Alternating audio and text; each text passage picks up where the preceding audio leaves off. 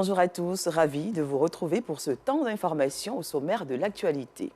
Dans ce journal, nous irons dans la commune d'Abobo pour faire le constat de la circulation sur l'axe express Abobo à Djamé. Cette rue est obstruée par les activités des ferrailleurs situés aux alentours. Dans quel état est cette voie internationale aujourd'hui après le récent déguerpissement des ferrailleurs? Réponse dans quelques instants. À l'international, Michel Stéphane Bonda est le nouveau président du CGE, Centre gabonais des élections. Il a obtenu 8 voix sur 10 électeurs. Nous reviendrons sur cette élection qui est déjà contestée par l'opposition. Merci de suivre l'information sur RTI2. Occupée depuis bien longtemps par les ferrailleurs et commerçants de la commune d'Abobo, la voie express Abobo à Djamé est de plus en plus praticable au grand bonheur des riverains automobilistes. Ces derniers découvrent un bien meilleur visage de la casse d'Abobo, une nouvelle donne pas toujours du goût des commerçantes aux abords de cette route. Justin Kwasi, Théodore Zouzou, Clément Bocco pour le constat. Bousculades, plaintes et bruits de tout genre sont définitivement un vieux souvenir pour les usagers de la voie express à Djamé-Abobo, voie d'accès à la casse d'Abobo. Ici, les magasins sont fermés suite à un arrêté municipal datant de l'année dernière. Ce nouveau visage de la casse est le fruit de plusieurs mois de sensibilisation. C'est notre lutte au quotidien pour faire respecter la mesure prise par le conseil municipal et la mairie et Madame le maire pour que ici, là, les activités des ferrailleurs et garagistes soient totalement stoppées. Cette fluidité de la circulation, une bonne nouvelle pour les riverains et automobilistes. La voie est libre maintenant. Ils rentrent facilement maintenant sans problème. Avant, ils avaient problème de sortie avec les voitures. Même quand il y avait les malades, souvent pour faire rentrer taxi, pour venir chercher les malades, c'était dur. C'était pas facile. Mais aujourd'hui, c'est facile. Ils ont dégagé la voie vraiment, en tout cas c'est bon. Avant, pour rentrer, c'était trop difficile. Maintenant, on arrive à circuler sans problème. Une situation qui impacte négativement le business de cette femme aux abords de la voie. À la casse ici actuellement, c'est très difficile pour nous. Ça fait plus qu'1 an aujourd'hui, nous vivons de ça. Mais on n'a pas autre chose à faire. Il n'y a rien, les clients ne rentrent plus. Quand les clients viennent s'arrêter pour voir que les magasins sont fermés, ils se retournent. Aujourd'hui, la plupart des ferrailleurs et commerçants de cette casse se retrouvent à Ndotri, leur nouveau site de travail. Mais ici, quelques ferrailleurs occupent encore les lieux. La raison évoquée, les magasins d'accueil à Ndotri sont en cours de construction. On nous a dit de partir à Bobo Ndotri, à la casse de Ndotri. Effectivement, bon, on est parti. Les nombres de magasins qui sont là-bas, ce n'est pas assez suffisant pour nous. Fin du mois, je dois payer ma maison. Je dois faire pour mes soeurs et frères. Donc, il y a un client, on regarde de gauche à droite, on fait sortir nos marchandises, on vend. Et après, on referme. Au Conseil des ministres la dernière fois, il y a déjà 20 hectares que le gouvernement doit mettre en œuvre pour que tous les ferrailleurs soient recasés. Le vœu de ces ferrailleurs, quitter définitivement ce site, car selon eux, il n'est plus possible de faire de bonnes affaires à la casse d'Abobo. À Niama, cette fois au quartier Belleville 2, une importante quantité de boissons alcoolisées falsifiées et reconditionnées impropres à la consommation a été découverte et aussitôt saisie par les autorités compétentes. Les forces de l'ordre ont par la même occasion procédé à l'interpellation de 7 personnes dont les auditions permettront de remonter cette filière de contrefaçon. Reportage. À Niama, quartier Belleville 2. Derrière cette bâtisse se trouve une unité de fabrique de boissons alcoolisées de marques frauduleuses. Différentes qualités de boissons fabriquées sans aucun respect des normes hygiéniques et de dosage scientifique. Ils prennent du colorant qu'ils le reversent dans ce seau rempli d'alcool et ils font un mélange. Et vous voyez que l'odeur même disparaît et puis le goût également change. Alors ce sont ces mêmes boissons, ces mêmes eaux d'alcool ici qui sont reversées dans ces bouteilles. Vous voyez là, il n'y a pas d'étiquette. Il n'y a pas d'étiquette et l'étiquette est remise après pour nous donner ce qui est là. C'est une pratique mafieuse pour pouvoir empoisonner nos populations. Ces sacs, entreposés dans ces locaux, contiennent les bouteilles récupérées dans les rues. Elles sont par la suite lavées dans cette eau, puis utilisées pour le conditionnement de ces liquides de qualité douteuse, dangereux pour la santé.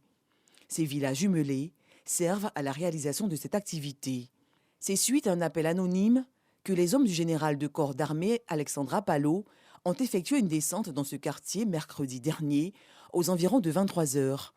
Une descente qui a permis de mettre la main sur des individus exerçant dans ce local. Hier, après pénétration de la maison, nous avons interpellé 5 individus qui, pour l'heure, sont aux mains de nos services compétents pour les nécessités d'enquête. Indignés par la situation, les responsables du ministère du Commerce réaffirment leur volonté d'assainir le milieu de la commercialisation des produits alimentaires. Nous en lançons un appel à la dénonciation. N'hésitez pas, chaque fois que vous constatez des situations qui appellent à la vigilance des autorités, de signaler notamment ce qui concerne des pratiques commerciales frauduleuses, des pratiques commerciales qui sont illicites, de signaler toutes ces pratiques au ministère du Commerce. Vous avez à votre disposition la ligne verte, le 1343. N'hésitez pas à nous saisir. Nous sommes à votre disposition. Nous veillons jour et nuit à ce que les produits qui sont mis sur le marché en Côte d'Ivoire soient des produits de bonne qualité. Ces différentes boissons déjà sorties se retrouveront sûrement sur le marché. Vigilance à ne pas se faire avoir. En attendant la fin des enquêtes, le ministère du Commerce a procédé à la récupération des produits saisis et à la fermeture des locaux. Un tour dans la commune historique de Treichville. La direction des services socio-culturels et de la promotion humaine de la mairie a organisé récemment une cérémonie de remise de chèques au président de comité de gestion des quartiers ainsi qu'à l'Union des femmes de la commune. Cette subvention va contribuer à la réalisation de certaines activités dans ces différents quartiers. Georges Sido Fofana. Les présidents de comité de gestion des quartiers ainsi que les présidentes de l'Union de femmes de Treichville sont à l'honneur ce jour. Ils reçoivent leurs subventions au titre de l'année 2022. Cette somme va contribuer au bon déroulement de leur programme d'activité. Nous sommes censés faire la propriété des choses de nos différents quartiers. Nous sommes ravis de recevoir cette subvention-là qui va nous aider à mener à bien la mission qui nous a été assignée auprès des populations de Treichville. C'est un sentiment de joie qui m'anime. Ça va nous aider beaucoup dans nos activités, dans nos différentes activités. Le maire a toujours été aux côtés de la population. Plus des chèques, les bénéficiaires reçoivent aussi des mégaphones, outil qui permettra de passer des informations plus aisément. Ces mégaphones-là vont nous servir justement à alerter les populations quand il y a une activité. Parce que là, on a fait des activités à tue-tête, on n'avait pas de mégaphones. C'est une demande qu'on a fait depuis l'année dernière. Parce que quand on fait une activité, il faut qu'on passe, qu'on sillonne les quartiers pour pouvoir alerter les populations. Vraiment, ça aussi, c'est bien arrivé. Ces dons de la mairie de Treichville à l'intention des comités de gestion des quartiers visent à contribuer au bien-être de ces populations. Au niveau du conseil municipal, nous avons mis des instances qui nous permettent d'avoir une démocratie locale participative. Il nous faut mettre sur pied des structures qui remontent l'information des populations au conseil municipal et qui, d'autre part, redescendent les informations du conseil municipal au niveau des populations. Pour leur permettre de fonctionner de manière digne et respectable, chaque année, nous leur octroyons une prime de fonctionnement. Ça leur permet de mener des actions au niveau de leurs différents quartiers. Au total, 60 millions de francs CFA ont été distribués au comité de gestion de 49 quartiers de la commune de Treichville ainsi qu'à l'Union des femmes de la commune. La formation au cœur des actions du Burida, Bureau ivoirien du droit d'auteur. En collaboration avec l'ambassade de France, il a initié ce vendredi dans la commune de Cocody un atelier sur les droits de propriété littéraire et artistique. Et cette formation vise à perfectionner les magistrats et auxiliaires de justice sur les droits d'auteur et surtout sur la gestion collective. Maïssa Kogei. Les auxiliaires de justice, magistrats et les forces de l'ordre instruisent sur les droits des propriétés littéraires et artistiques. Une véritable opportunité pour ces acteurs du système judiciaire chargés d'appliquer les lois qui régissent les propriétés intellectuelles. Oui, c'est un atelier qui est important parce que vous savez, on parle beaucoup de droits d'auteur, on parle de droits voisins, on parle de gestion collective sans savoir exactement ce que cela représente.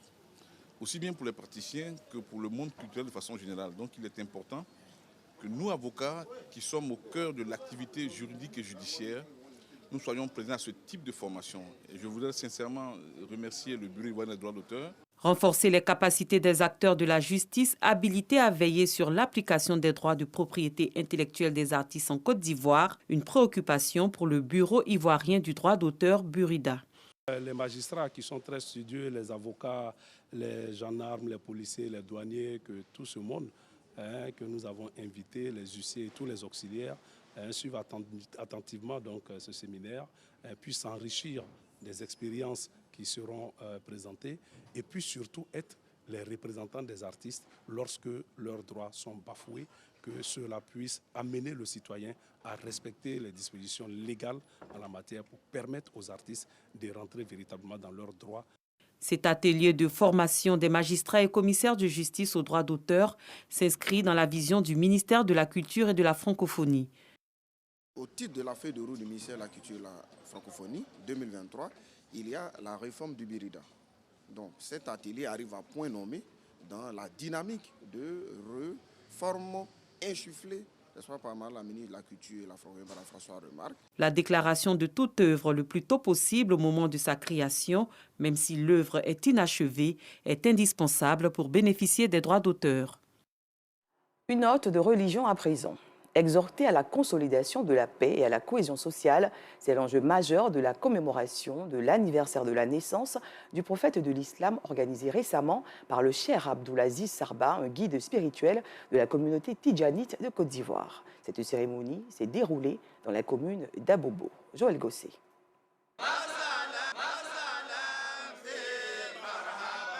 Exhorter à la consolidation de la paix, au vivre ensemble et à la cohésion sociale. C'est l'enjeu majeur au cœur de la commémoration de l'anniversaire de la naissance du prophète Mohammed, paix et salut de Dieu sur lui, organisé à Abobo par le cheikh Abdoulaziz Sarba, un guide spirituel de la communauté tidjanite en Côte d'Ivoire. Cette année, il y a eu des spécialités dans les conférences. Pour cela, nous parlons sur la paix, cohésion sociale et surtout revivement des actions dans les Zawiya Tidjanite Hamawi. Une initiative encouragée et saluée par personnalités et fidèles présents pour la circonstance. C'est à travers le prophète sallallahu alayhi wa sallam, on a connu la valeur de la tolérance, de vivre ensemble, cohabitation religieuse, tout cohabitation et cohésion sociale. C'est une très bonne initiative qui parle d'évolution, qui parle de développement, parle de paix. S'il n'y a pas la paix, comment on peut évoluer? Il est important que les chefs se mettent en association pour prier pour la paix en Côte d'Ivoire. Vraiment, c'est une bonne chose. Et quand on est venu, nous a bien accueillis. Il nous a donné beaucoup de conseils. Vivre ensemble, cohésion sociale et la paix. On est très contents de cette cérémonie. La célébration du Maoulid, plus qu'un simple défailement spirituel, est devenue une occasion de conscientisation des esprits en faveur des valeurs cardinales de la cohabitation pacifique. Hors de nos frontières, Michel Stéphane Bonda est le nouveau président du Centre gabonais des élections, l'institution chargée d'organiser les élections au Gabon. À 50 ans, l'ancien ministre délégué des Eaux et Forêts a été élu ce vendredi 10 février. Il a obtenu 8 voix sur 10 électeurs. Sa tâche est immense. Le pays organise cette année 3 scrutins, une élection présidentielle, des législatives et des élections locales. À peine élu, Michel Stéphane Bonda est déjà contesté par l'opposition qui l'accuse d'être un cadre du parti au pouvoir. Ce samedi 11 février est une journée très déterminante en France. Elle sera la 4e journée de mobilisation contre la réforme des retraites. Après la baisse d'affluence lors des manifestations du 7 février dernier, l'intersyndicale mise sur ce rendez-vous au lendemain de l'adoption de l'article 1er du projet de loi à l'Assemblée dans une ambiance tendue. Cette date sera suivie d'un autre jour de grève tout aussi important, le jeudi 16 février prochain. Et pour terminer, après le séisme en Turquie, en Syrie, le lundi 6 février dernier, l'on déplore désormais plus de 22 000 morts, alors que la phase de recherche de survivants tire à sa fin. Une nouvelle étape commence avec l'organisation de l'aide humanitaire pour les survivants. Notons que des vivres arrivent des 4 coins du pays. Des milliers de bénévoles ont spontanément proposé leur aide et affluent vers les villes les plus dévastées. Seul problème sur place, le manque de coordination et de collaboration, une situation qui empêche la bonne circulation des aides. C'est la fin de ce journal. Merci de l'avoir suivi. Prochain rendez-vous de l'information, 17h25 pour le Flash et 19h30 pour la grande édition avec Anicette Conan-Blessing. Quant à moi, je vous souhaite un excellent après-midi.